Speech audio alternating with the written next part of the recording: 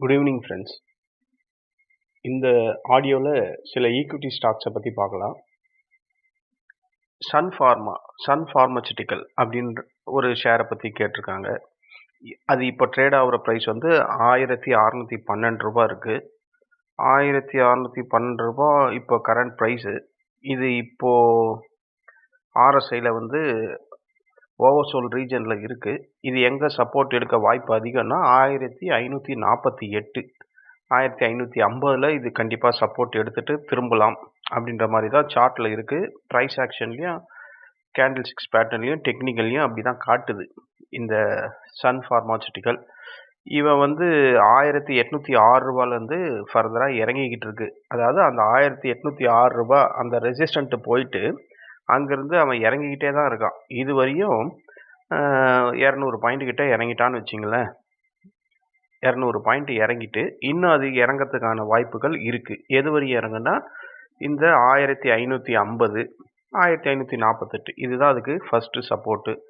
அங்கே வந்துட்டு அது கண்டிப்பாக டெக்னிக்கல் பவுன்ஸு கண்டிப்பாக மேலே போகிறதுக்கான வாய்ப்பு இருக்குது.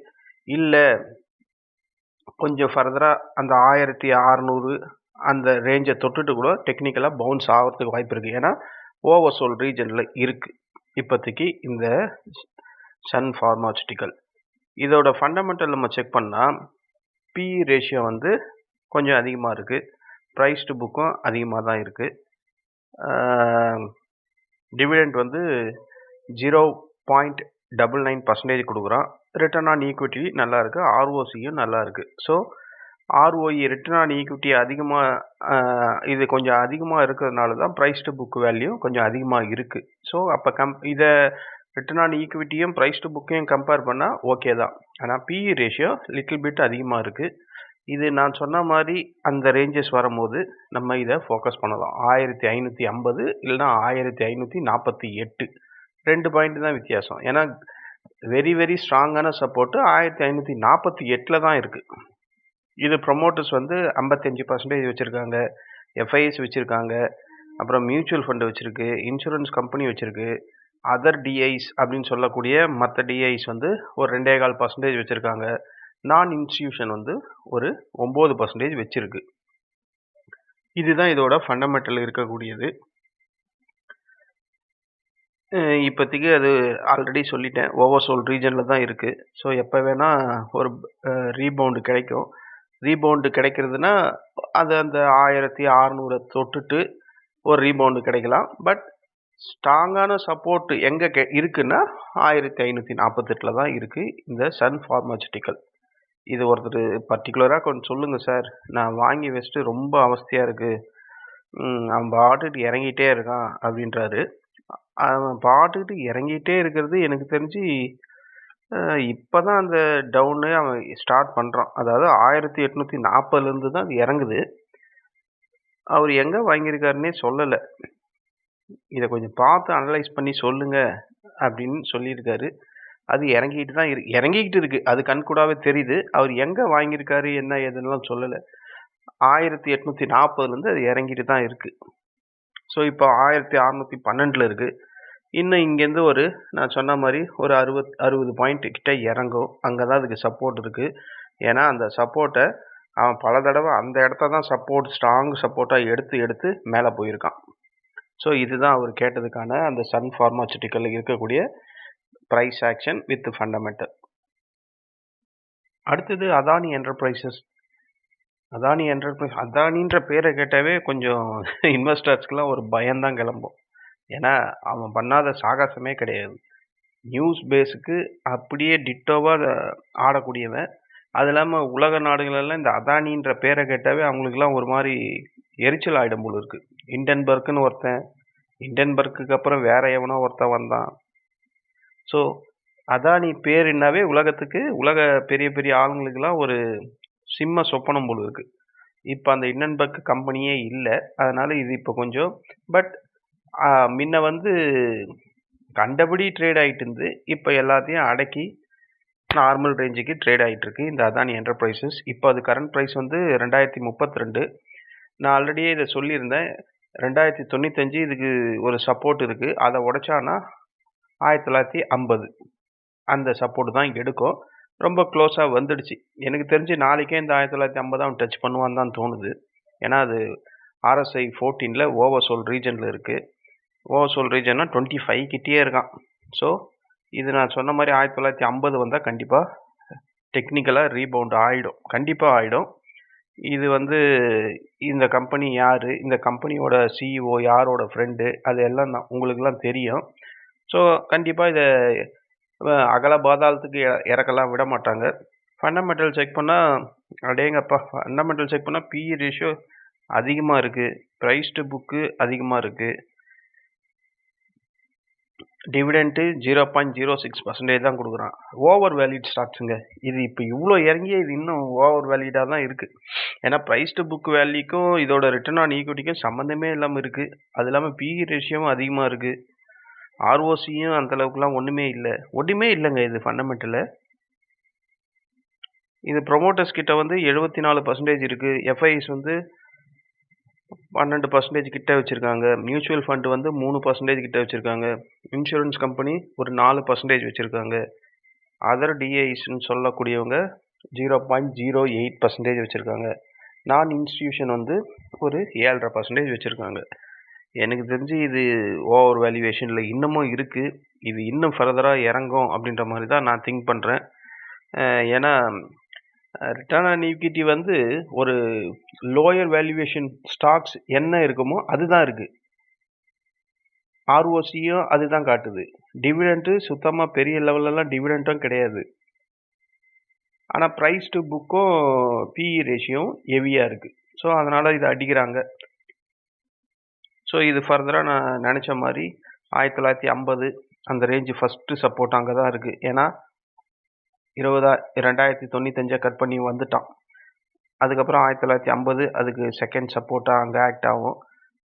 அதுவே ரொம்ப டைட்டான சப்போர்ட்டு தான். ஏன்னா அங்கே வந்தால் மார்க்கெட் கண்டிப்பாக அகைன் டெக்னிக்கலாக ஒரு பவுன்ஸ் கிடைக்கிறதுதான் வாய்ப்பு அதிகமாக இருக்குது இந்த அதானி என்டர்பிரைசஸில். எனக்கு இது ஃபண்டமெண்டல் சாட்டிஸ்ஃபைடாகவே இல்லை. பிஇ ரேஷியோ அதிகம், ப்ரைஸ் டு புக்கும் அதிகம், ஆனால் அதுக்கேற்ற மாதிரி ரிட்டர்ன் ஆன் ஈக்விட்டிலாம் ஒன்றுமே காணும். இதுதான் அதானி என்டர்பிரைசஸில் இருக்கிறது. அடுத்தது சிடிஎஸ்எல். இதை 3 பேர் கேட்டிருக்காங்க. சிடிஎஸ்எல் இறங்கிக்கிட்டே இருக்குது சார், அதை கொஞ்சம் அனலைஸ் பண்ணுங்கள் சார் அப்படின்ட்டு. இது என்னுடைய ரிலேஷனில் தான் கேட்டிருக்காங்க. அது 1000 எதுலேருந்து இறங்கிட்டு இருக்குன்னா 1671 இந்த சிடிஎஸ்எல் இப்போ வரையும் இறங்கிட்டே இருக்குது. இப்போ அது ட்ரேட் ஆகிற ப்ரைஸ் வந்து 1333 ரூபா. அதுக்கு ஃபஸ்ட்டு சப்போர்ட்டு 1283 தான் இருக்குது. ஓவர்சோல் ரீஜனில் இருக்குது RSI 14ல். 1283 கண்டிப்பாக உடைச்சிட்டு 1180 தான் சப்போர்ட்டாக, ஸ்ட்ராங்கான சப்போர்ட்டாக அங்கே தான் இருக்குது.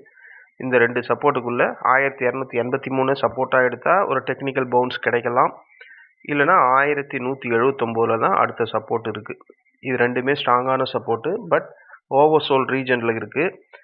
எனக்கு தெரிஞ்சு இப்போ இந்த கேண்டில் 6 பேட்டர்னை பார்த்தா இந்த ஸ்டாக்ஸு நாளைக்கு ஒரு ரீபவுண்ட் கிடைக்கும் அப்படின்ற மாதிரி எனக்கு தோணுது. ஏன்னா கேண்டில் 6 பேட்டர்னில் அந்த மாதிரி தான் எனக்கு தோணுது. இவ்வளோ பெரிய ஒரு செல்லிங் கேண்டில் வந்துட்டு ஒரு மார்னிங் ஸ்டார் வந்து அதாவது வெரி க்ளோஸாக சப்போர்ட்டு கிட்ட தான் இருக்குது, ஆனால் கேண்டில் வந்து ரெட்டில் இருக்குது. பட் இவ்வளோ பெரிய கேண்டிலுக்கு வந்து இவ்வளோ சின்ன கேண்டில் இந்த மாதிரி எல்லாம் கேண்டில் 6 பேட்டர்னில் வந்தால் ஒரு ரிவர்சல் கிடைக்கிறதுக்கு வாய்ப்பு இருக்குது அப்படின்ற மாதிரி தான் சொல்லுவாங்க. சிடிஎஸ்எல்ல நாளைக்கு பார்க்கலாம் இது ஒரு ரிவர்சல் கிடைக்குதா அப்படின்ற மாதிரி. அப்படி ரிவர்சல் கிடைக்கலனா 1283 ஃபஸ்ட்டு சப்போர்ட்டு, அதை உடைச்சதுன்னா அடுத்த சப்போர்ட் அப்படின்றது 1179 தான் இருக்குது இந்த சிடிஎஸ்எல்ல. இதோட ஃபண்டமெண்டல் நம்ம பார்த்தோம்னா ஃபண்டமெண்டல் பிஇ ரேஷியோ அதிகம், ப்ரைஸ் டு புக்கு அதிகம். அடேங்கப்பா, ப்ரைஸ் டு புக்கு ஏன் அதிகமாக இருக்குன்னா ரிட்டர்ன் ஆன் ஈக்விட்டி அதிகமாக இருக்குது, ஆர்ஓசி அதிகமாக இருக்குது, அதனால ப்ரைஸ் டு புக்கும் அதிகமாக இருக்குது, வேறு ஒன்றும் இல்லை. டிவிடெண்ட் ஹீல்டு வந்து 0.94% கொடுக்குறான். பிஇஜி ரேஷியோ மட்டும் கொஞ்சம் ஸ்லைட்டாக அதிகமாக இருக்குது. அந்த பிஇஜி ரேஷியோ அதிகமாக இருக்கிறதுக்காக தான் இதை போட்டு சாத்துறாங்க. இப்போதைக்கு ப்ரொமோட்டர்ஸ் கிட்ட 15% தான் இருக்குது, எஃப்ஐஸ் கிட்ட 11.5% இருக்குது, மியூச்சுவல் ஃபண்டு கிட்ட 6.22% இருக்குது, இன்சூரன்ஸ் கம்பெனி கிட்ட 0.42% இருக்குது. அதர் டிஐஸ் கிட்ட 0.54% இருக்குது. நான் இன்ஸ்டிடியூஷன் கிட்ட 59.28% இருக்குது. ஸோ இதுதான் இப்போதைக்கு இந்த சிடிஎஸ்எல்ல இருக்குது. இது எனக்கு தெரிஞ்சு நாளைக்கு ஒரு டெக்னிக்கலாக ஒரு பவுன்ஸ் கிடைக்கும் அப்படின்ற மாதிரி தான் நான் திங்க் பண்ணுறேன். இப்போ இத்தனை சார்ட்டு பார்த்தேன், அதிலலாம் எனக்கு தோணவே இல்லை. இதில் பார்த்தோன்னே எனக்கு அது தோணுது. ஸோ ஒரு டெக்னிக்கல் பவுன்ஸ் நாளைக்கு கிடைச்சிதுன்னா 1385 தான் ஃபஸ்ட்டு ரெசிஸ்டண்ட்டு. அதுக்கு 1385 இல்லை, சாரி 1409 தான் ஃபஸ்ட்டு ரெசிஸ்டண்ட்டாக இருக்கும். அதாவது எங்கேருந்து இறங்க ஆரம்பிச்சேன்னா அதுதான் அதுக்கு ரெசிஸ்டன்ட். ஏன்னா அது ரொம்ப ஸ்ட்ராங்கான பிக் கேண்டிலாக இருக்குது. ஸோ அதை கட் பண்ணிவிட்டு மேலே போகிறதெல்லாம் சாதாரண விஷயமா இருக்காது, கொஞ்ச நாள் ஆகும். ஸோ அப்போ அதுதான் ரெசிஸ்டண்ட்டாக இருக்குது, ஃபஸ்ட்டு ரெசிஸ்டண்ட்டு. ஸோ இதுதான் இந்த சிடிஎஸ்எல்ல 3 பேரும் கேட்டதுக்கான ஒரு டீட்டெயில். இப்போ இருக்கிற அது கரண்ட் பொசிஷன். ஒரு நாளைக்கு ஒரு டெக்னிக்கல் பவுன்ஸ் கிடைக்கலாம் அப்படின்ற மாதிரி எனக்கு தோணுது. இல்லை கிடைக்கலன்னா ஃபஸ்ட்டு சப்போர்ட்டு 1283, அதையும் ஸ்ட்ராங்காக உடைச்சதுன்னா அதுக்கப்புறம் இருக்கிற சப்போர்ட் 1179. ஃபண்டமெண்டல் செக் பண்ணால் க்ரோத் எல்லாம் ஃபஸ்ட் கிளாஸாக இருக்குது. ஆனால் பிஇ ரேஷியோ அதிகமாக இருக்குது. ப்ரைஸ் டு புக்கும் அதிகமாக தான் இருக்குது. பட் ரிட்டர்ன் ஆன் ஈக்விட்டி எல்லாம் செக் பண்ணும்போது ரிட்டர்ன் ஆன் ஈக்விட்டி அதிகமாக இருக்குது. ரிட்டர்ன் ஆன் ஈக்விட்டி அதிகமாக இருந்தால் ப்ரைஸ் டு புக்கு அதிகமாக தான் இருக்கும். இது ஷேர் மார்க்கெட் டெக்னிக்கலில் ஒரு நார்ம்ஸ் இப்படி தான் இருக்கும். ஏன்னா அவனுக்கு வருவாய் அதிகமாக இருக்கும்போது அப்போ ப்ரைஸ் டு புக்கோட வேல்யூ அதிகமாக தானே இருக்கும். அந்த மெத்தடில் ப்ரைஸ் டு புக்கு அதிகமாக இருக்குது இந்த சிடிஎஸ்எல்ல. அடுத்தது எஸ்பிஐ கார்டு. இப்போ அது ட்ரேட் ஆகிற ப்ரைஸ் 783 ரூபா இருக்குது. இந்த எஸ்பிஐ கார்டை என் வாழ்க்கையில் மறக்கவே முடியாதுங்க. இதில் நான் கிரெடிட் கார்டில் வாங்கிட்டு நான் அவஸ்தைப்பட்டேன் பாருங்க, அந்த மாதிரி ஒரு எஸ்பிஐ கார்டு. இந்த கார்டை என்னால் வாழ்க்கையில் மறக்கவே முடியாது. இது இப்போ ட்ரேட் ஆகிற ப்ரைஸ் 783 ரூபாய் 70 காசு இருக்குது. இதுக்கு சப்போர்ட் எங்கே இருக்குன்னா 748 தான் இருக்குது ஃபஸ்ட்டு சப்போர்ட்டு. 748 உடைச்சிதுன்னா 705 தான் அதுக்கப்புறம் இருக்கிற சப்போர்ட்டு. இது RSI 14ல் 27 இருக்குது. பேரிஷ் ட்ரெண்டில் தான் இருக்குது. இது ஃபர்தராக இன்னும் இறங்கும் அப்படின்றது கிளியராக இருக்குது. இதோட ஃபண்டமெண்டல் நம்ம செக் பண்ணால் பிஇ ரேஷியோ என்னங்க எல்லாமே பிஇ ரேஷியோ அதிகமாக இருக்குது. ப்ரைஸ் டு புக்கு அதிகமாக இருக்குது. ஆர்ஓசி கம்மியாக இருக்குது. ரிட்டர்ன் ஆன் ஈக்விட்டி ஒரு 12% கிட்ட இருக்குது. ஸோ இது price to book return on equity compare பண்ணால் அதிகமாக தான் இருக்குது. ஸோ இதை அடிக்க தான் செய்வாங்க. ப்ரொமோட்டர்ஸ் கிட்ட 69% இருக்குது. எஃப்ஐஸ் 10.10% வச்சுருக்காங்க. மியூச்சுவல் ஃபண்டு 10% வச்சுருக்காங்க. இன்சூரன்ஸ் கம்பெனி 6.25% வச்சுருக்காங்க. அதர் டிஐஸ் 0.94% வச்சுருக்காங்க. நான் இன்ஸ்டிடியூஷனல் ஒரு 3.5% வச்சுருக்காங்க. ஸோ இது ஓவர் வேல்யூவேஷனில் இருக்குது. இது எனக்கு தெரிஞ்சு இன்னும் கூட இதை போட்டு சாத்துவாங்கன்னு தான் தோணுது. ஏன்னா இவன் பாருங்கள் 900லேருந்து இறங்கிட்டு இருக்கு. 900லேருந்து 783 ரூபாய் இப்போ ட்ரேட் ஆகிற ப்ரைஸு அங்கேருந்து இறங்கிட்டு இருக்கு. அதாவது போன வீக்லேருந்து சொல்கிறேன். அதுக்கு முன்னாடி அவன் இறங்குறது எங்கேருந்து இறங்கியிருக்கான்னா 1000 ரூபாயிலேருந்து இறங்கிட்டு தான் இருக்குது இந்த எஸ்பிஐ கார்டு. எஸ்பிஐ கார்டு எவ்வளோ பேரோட வயிற்றுல கொட்டிக்கிட்டு இருப்பான்னு தெரியுங்களா? என் வயிற்றுல இதில் இருக்குது. அப்போ இவன்லாம் இன்னும் இறங்க தான் செய்வான். 700 705 தான் இவனுக்கு ஸ்ட்ராங்கான சப்போர்ட் இருக்குது. அது வரையும் வரும். ஆனால் 748 ஒரு சப்போர்ட் இருக்குது. அதை அங்கே தொட்டுட்டு ஒரு டெக்னிக்கல் பவுன்ஸ் வர்றதுக்கும் வாய்ப்பு இருக்குது. வெரி வெரி ஸ்ட்ராங் சப்போர்ட்னா 705 தான் இருக்குது இந்த எஸ்பிஐ கார்டு. எஸ்பிஐ கார்டை பற்றி கிரெடிட் கார்டை பற்றி சொல்லவே வேண்டியதில்லை. கிரெடிட் கார்டுனாவே தலைவலி தான். அதை ப்ராப்பராக மெயின்டைன் பண்ணால் அது மாதிரி சொர்க்கம் கிடையாது. கொஞ்சம் மிஸ் ஆகிடுச்சு, அது மாதிரி நரகம் எதுவுமே கிடையாது. நான் நரகத்தை ஃபேஸ் பண்ணிட்டு வந்திருக்கேன். அதனால் எனக்கு இந்த கிரெடிட் கார்டுனாவே பெரும் அலர்ஜி. அடுத்தது டேட்டா பேட்டர்ன்ஸ் பற்றி இது நம்ம ஆல்ரெடி டிஸ்கஸ் பண்ணியிருக்கோம். இப்போ அவன் ட்ரேட் ஆகிற ப்ரைஸ் 2214 ரூபாய் 70 காசில் இருக்குது. அது இறங்கிட்டு தான் இருக்குது. RSI 14ல் 23ல் இருக்குது. ஸோ பேரிஷ் ட்ரெண்டில் இருக்குது, அல்ட்ரா பேரிஷ்லேயே தான் இருக்கான். ஓவர்சோல்ட் ரீஜனு 2126 வந்தால் அது டெக்னிக்கலாக ஒரு பவுன்ஸ் ஆகும் அப்படின்ற மாதிரி தான் சார்ட்டில் எனக்கு தெரியுது. இதுதான் இதில் இருக்கிற சார்ட்டில் இருக்கிற அமைப்பும் டெக்னிக்கலும். இதோட ஃபண்டமெண்டல் நம்ம செக் பண்ணால் ஃபண்டமெண்டல் எப்படி இருக்குது அப்படின்னு பார்த்தா பிஇ ரேஷியோ 53 அதிகம், ப்ரைஸ் டு புக்கு அதிகம், ரிட்டர்ன் ஆன் ஈக்விட்டி செக் பண்ணால் ப்ரைஸ் டு புக்காக ரொம்ப அதிகமாக இருக்குது. ஆர்ஓசி நல்லா தான் இருக்குது, க்ரோத் எல்லாம் நல்லா இருக்குது. ஆனால் ப்ரைஸ் டு புக்கும் பிஇ ரேஷியோ ரொம்ப அதிகமாக இருக்குது இந்த டேட்டா பேட்டர்ன்ஸில். அதனால தான் இதை போட்டு குமுறுறாங்க. ப்ரொமோட்டர்ஸ் கிட்ட 42% கிட்ட இருக்குது. எஃப்ஐஎஸ் வந்து 11.40% வச்சுருக்காங்க. மியூச்சுவல் ஃபண்டு 7.42% இருக்குது. இன்சூரன்ஸ் கம்பெனி 2% கீழே வச்சுருக்காங்க. அதர் டிஐஸ் வந்து ஒரு 0.50% வச்சுருக்காங்க. நான் இன்ஸ்டியூஷன் தான் 36% வச்சுருக்கு. நான் இன்ஸ்டியூஷன் கிட்ட 36% இருக்குது.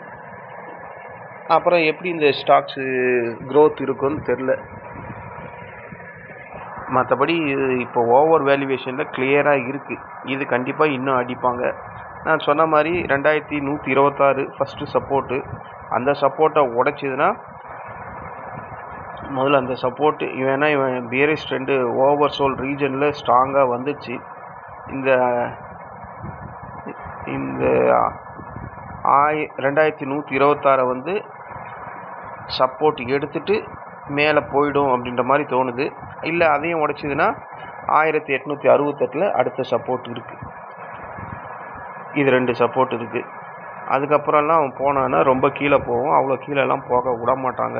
ஏன்னா ஒரு ஓவர்சோல் ரீஜனில் ஒரு நல்ல ஃபேமஸான ஸ்டாக்ஸு, டேட்டா பேட்டர்னில் நல்ல கம்பெனி, ஐடியில் இருக்கக்கூடியது. இந்த டேட்டா பேட்டர்ன் அப்படின்ற கம்பெனி எனக்கு தெரிஞ்ச கம்பெனி இங்கே நுங்கம்பாக்கத்தில் கிராம்ப்டன் ஹவுஸ் பக்கத்தில் இருக்குது. முன்ன இருந்தது, இப்போ இருக்கா இல்லையான்னு தெரியல. பாம்க்ரோ ஹோட்டல் பக்கத்தில் இருந்தது முன்ன ஒரு டேட்டா பேட்டர்ன்ஸ் அப்படின்ற ஒரு கம்பெனி. அதுதானா இதுன்னு எனக்கு தெரியல. இந்த கம்பெனி எனக்கு நல்லா பரிச்சு, நல்ல ஃபேமஸான இது தான், எல்லாருக்கும் தெரிகிற மாதிரி எனக்கும் இந்த கம்பெனி தெரிஞ்சிருக்கு. ஸோ இது ஃபர்தராக இங்கேருந்து இறங்கிறதுக்கான வாய்ப்புகள் தான் இருக்குது. ஃபண்டமெண்டல் நம்ம பார்த்தோம். ஃபண்டமெண்டலில் PE ratio price to book அதிகம், அதனால் இதை போட்டு அடிக்கிறாங்க. இது இன்னும் இறங்கும் அப்படின்ற மாதிரி தான் டெக்னிக்கலாக எனக்கு தெரியுது. ஆனால் ஓவர்சோல் ரீஜன்லேயும் இருக்குது. ஒரு டெக்னிக்கல் பவுன்ஸ் எப்போயுமே நம்ம சொல்கிற மாதிரி ஒரு குறிப்பிட்ட லெவல்ஸ்க்கு போயிடுச்சுன்னா அதுக்கப்புறம் ஒரு டெக்னிக்கல் பவுன்ஸு எல்லா ஸ்டாக்ஸ்லேயும் வரும். இதுலேயும் வர்றதுக்கான வாய்ப்புகள் அதிகம். ஸோ இப்போ நம்ம குறைஞ்சது ஒரு 5-6 ஸ்டாக்ஸ் பார்த்துருப்போம்.